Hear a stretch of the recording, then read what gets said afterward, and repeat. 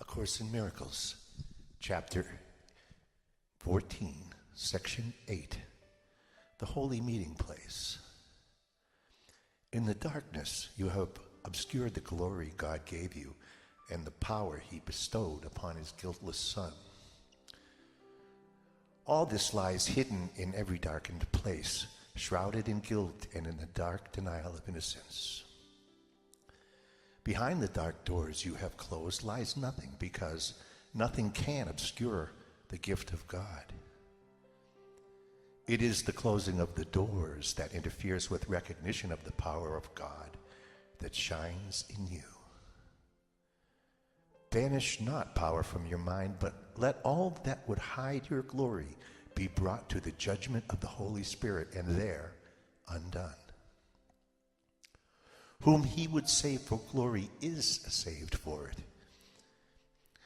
He has promised the Father that through him you would be released from littleness to glory. To what he promised God, he is wholly faithful, for he shares with God the promise that was given him to share with you. He shares it still for you. Everything that promises otherwise, great or small, however much or little valued, he will replace with the one promise given unto him to lay upon the altar to your Father and his Son. No altar stands to God without his Son, and nothing brought there that is not equally worthy of both, but will be replaced by gifts wholly acceptable to Father and to Son. Can you offer guilt to God?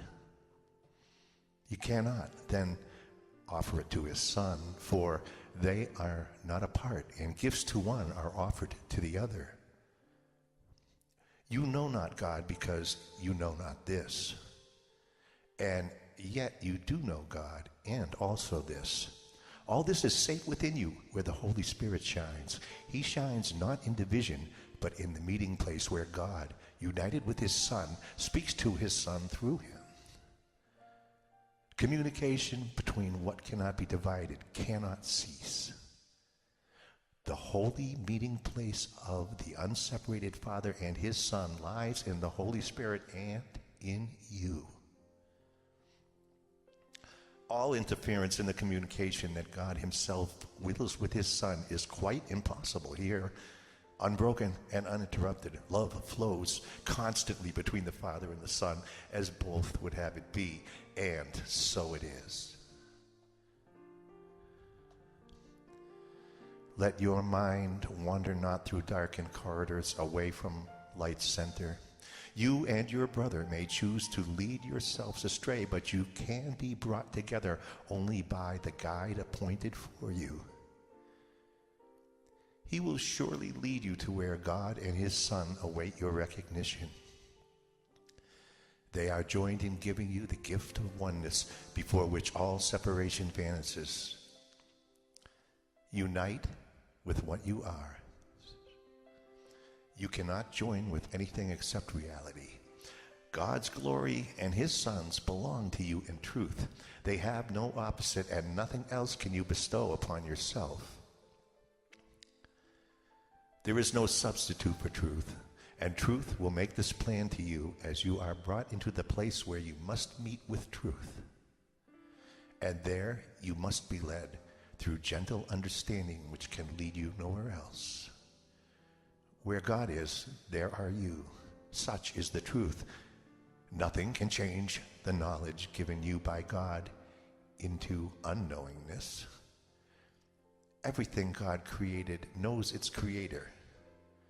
For this is how creation is accomplished by the Creator and by his creations. In the holy meeting place are joined the Father and his creations, and the creations of his Son with them together. There is one link that joins them all together, holding them in the oneness out of which creation happens. The link with which the Father joins himself to those he gives the power to create can never be dissolved. Heaven itself is union with all creation.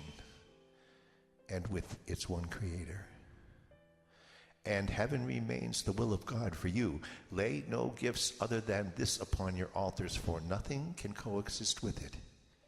Here your little offerings are brought together with the gift of God, and only what is worthy of the Father will be accepted by the Son for whom it is intended. To whom God gives himself, he is given.